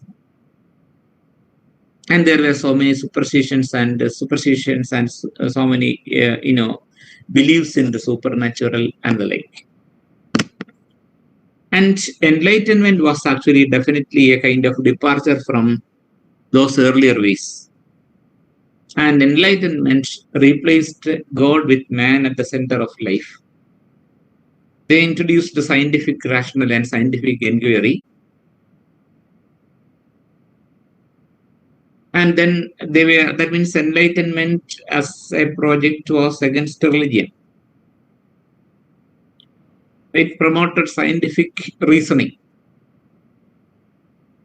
So that is an enlightenment legacy. But this enlightenment, according to Horkheimer and Adorno, proved to be a kind of mass deception. How?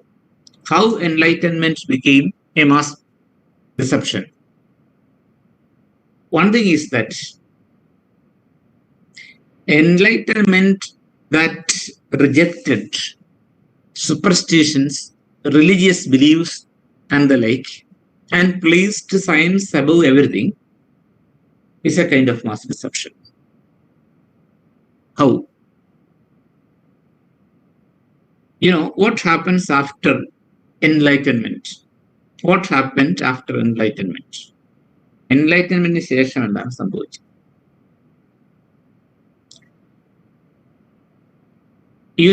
Enlightenment rejected religion, all the logics of religion, but at the same time, after enlightenment, the enlightenment itself has become a kind of religion. The enlightenment itself has become a religion, and the enlightenment itself began to behave like religion. So this is actually what happened in the post-enlightenment age. That is why it's considered as a mass deception. How? ഒരു കാലത്ത് മതം എന്താണോ അത് പിന്നീട് എൻലൈറ്റൻമെന്റിന് ശേഷം വന്ന enlightenment അതിനെപ്പറ്റി ചെയ്യാൻ തുടങ്ങി. അതായത് എൻലൈറ്റൻമെന്റിന് ശേഷം വന്നത് എന്താണ്? മതത്തിന് പകരം സയൻസ് ആണ് വന്നത്. And science began to behave like a kind of religion. അപ്പോൾ റിലിജിയൻ എന്ന് പറയുന്നത് ഭയങ്കര കുഴപ്പമാണ്. ആ കുഴപ്പത്തിൽ നിന്നെല്ലാം രക്ഷപ്പെടാൻ വേണ്ടി ഒരു മാർഗമാണ് സയൻസ് എന്ന് പറഞ്ഞുകൊണ്ട് വന്ന സയൻസ് തന്നെ മറ്റൊരു വലിയ റിലിജിയനായി മാറി എന്നുള്ളതാണ് ഐറണി. എന്താ അതിന്റെ കാരണം? റിലിജിയനെ പറ്റി പറയുമ്പോൾ it is said that religion has fanaticism. അവർക്ക് ഒരു സിമ്പിൾ എക്സാമ്പിൾ ആണ്. Religion has fanaticism. അവർക്ക് മിക്ക മതങ്ങളിലും ഉള്ള ഒരു പ്രധാനപ്പെട്ട ഒരു പ്രത്യേകത എന്ന് വെച്ചാൽ അവർ മാത്രമേ ശരിയാവൂ എന്ന് പറയത്തുള്ളൂ. വേറെ ആരും ശരിയല്ല, ഞങ്ങൾ മാത്രമാണ് ശരി, ഞങ്ങളുടെ അടുത്ത് വന്നാൽ മാത്രമേ നിങ്ങൾ രക്ഷപ്പെടത്തുള്ളൂ എന്നാണ് എല്ലാ മതങ്ങളും പറയുന്നത്.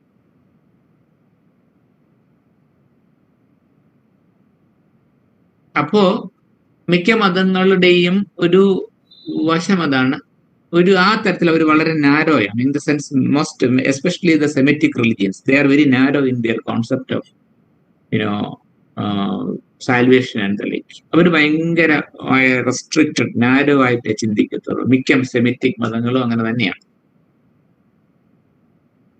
പക്ഷേ ആ തരത്തിലുള്ള ഒരു നാരോ മൈൻഡഡ്നെസ് സയൻസിലും ഇല്ലേ? സയൻസിലും പിന്നെ വന്നില്ലേ? ഇപ്പൊ സയൻസ് പറയുന്നത് എന്താ? ഞങ്ങൾ പറയുന്നത് മാത്രമേ ശരിയുള്ളൂ, വേറൊരുത്തം പറഞ്ഞാലും ശരിയല്ല, ഞങ്ങൾ പറയുന്നത് മാത്രമാണ് ശരിയെന്നല്ലേ അവരും പറയുന്നത്, സയൻസും പറയുന്നത്.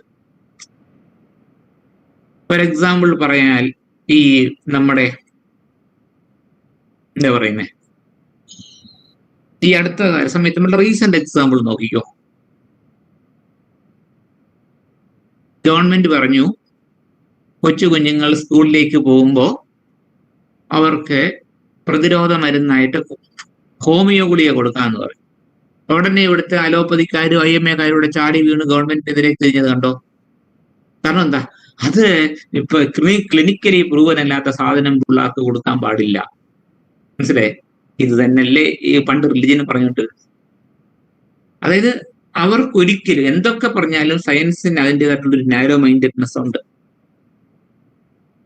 അത് മറ്റൊന്നിനെ ഇൻക്ലൂഡ് ചെയ്യാനായിട്ട് ഈ പറയുന്ന അലോപ്പതിക്കാർക്ക് ഹോമിയോക്കാരെയും പിന്നെ ആയുർവേദക്കാരെയും എല്ലാം പുച്ഛമാണ്. അവർ പറയുന്നൊന്നും ശരിയല്ലെന്ന് ഇവർ പറയും. IMA എന്ന് പറയുന്നൊരു വലിയ മാഫിയ തന്നെയാണ്. അവർ തന്നെ പറയും എന്താണ്, ഇതല്ല, അവർ തന്നെ തീരുമാനിക്കും ഇവിടെ എന്ത് വാക്സിൻ കൊടുക്കണം, ഏത് കമ്പനിയുടെ വാക്സിൻ എടുക്കണം. എന്നിട്ട് അവർ തന്നെ പറയും അവർ പറയുന്നത് മാത്രമേ ശരിയുള്ളൂ, ബാക്കി ആരും പറഞ്ഞാൽ അത് ചെയ്യാത്ത. ഇത് തന്നെയല്ലേ പണ്ട് റിലിജിയനും ചെയ്തോണ്ട്. ആൻഡ് ഓൾസോ നമ്മളിപ്പം ഒരു ചികിത്സ നല്ലതാണെന്ന് പറഞ്ഞിട്ട് അതിൻ്റെ അർത്ഥം മറ്റൊരു മോശമാണെന്നല്ല അതിൻ്റെ അർത്ഥം. നമുക്ക് ഓരോ കാലത്തും ഓരോ സമയത്തും നമുക്ക് ഓരോ രോഗത്തിനും ഓരോ തരത്തിലുള്ള ട്രീറ്റ്മെന്റ് എടുക്കേണ്ടി വരും. അതല്ലേ അതിന്റെ ശരി. ഇപ്പൊ ആക്സിഡന്റിൽ പെട്ട് തല പൊട്ടി കിടക്കുന്ന ഒരാളിനെ കൊണ്ട് ഹോമിയോ ക്ലിനിക്ക് പോയിട്ട് കാര്യമില്ല, അപ്പോൾ ഇംഗ്ലീഷ് മെഡിസിൻ പോകണം. അതല്ല ഇതുപോലത്തെ ചെറിയ കാര്യങ്ങളൊക്കെ അല്ലെങ്കിൽ ഇങ്ങനെ ഹോമിയോക്ക് ചെയ്യാൻ പറ്റുന്ന ഇങ്ങനത്തെ കാര്യങ്ങൾക്ക് അത് അവരെ എടുക്കണം. വാദം വളരെ ഇഫക്റ്റീവായിട്ട് ആയുർവേദക്കാർ ട്രീറ്റ് ചെയ്യും, അവർ ആ കാര്യത്തിൽ അവരെ എടുക്കണം. ഇങ്ങനെയൊക്കെയുള്ള പല സംഭവങ്ങളല്ലേ കുറച്ചുകൂടെ ആ ഒരു ഫ്ലെക്സിബിലിറ്റി അല്ലേ ശരിക്കും വേണ്ടത്. So that means this is how enlightenment, according to Adorno and Horkheimer, proved to be a mass deception. കാരണം അവർ എന്തിനെയാണോ റിജക്ട് ചെയ്തുകൊണ്ട് ഇവിടെ വന്നത് അതേപോലെ തന്നെ അവരുമായി. So that is why it is called a kind of mass deception. അത് നമുക്ക് അടുത്ത ക്ലാസ്സിൽ കൂടുതൽ ഡീറ്റെയിൽ ആയിട്ട് ഡിസ്കസ് ചെയ്യാം. Now we shall wind up for the time being, and if you have doubts we can clear. That is for 5 minutes. അത് കഴിഞ്ഞ് അടുത്തതിലേക്ക് നമുക്ക് അടുത്ത ക്ലാസ്സിൽ എടുക്കാം.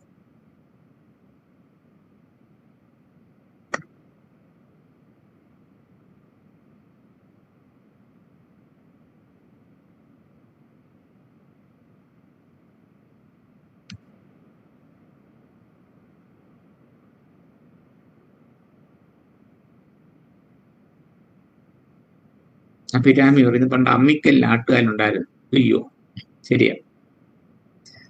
ബൈബിൾ പറയുന്നു ആകാശത്തിന് മീതെ വെള്ളമാണെന്ന്, അങ്ങനെ പറയുന്നുണ്ടോ? സയൻസ് പറയുന്നു ആകാശത്തിനപ്പുറം വാക്യമാണ്. എല്ലാവർക്കും എന്തെങ്കിലുമൊക്കെ ഓരോ വേർഷൻസ് ഉണ്ടാവും.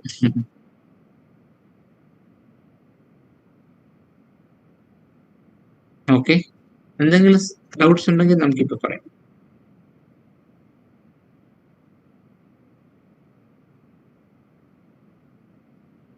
Interpellation means it is called hailing, calling എന്ന് പറയുന്നത്. ഹെയിലിംഗ് വെച്ചാൽ നമ്മളെ ഇങ്ങനെ വിളിക്കുന്നതിന് ഇന്റർപെലേഷൻ എന്ന് പറയും.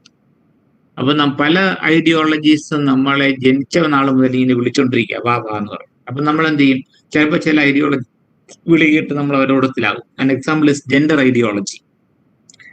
അങ്ങനെ ജെൻഡർ എന്ന് പറയുന്നത് that is a kind of ideology. Man is like this, woman is like this. So this is a kind of ideology. This kind of gender ideology creeps into the mind of the people from the very beginning. അതെന്തുകൊണ്ടാണ് ഈ ideology അവരെ ഇന്റർപെലേറ്റ് ചെയ്യുന്നതാണ്. That's what's called interpellation. Is it clear now?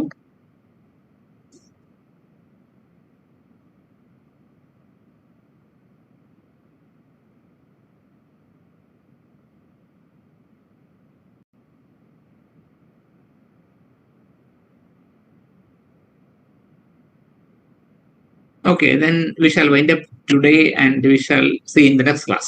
Thank you. Thank you for your patient listening.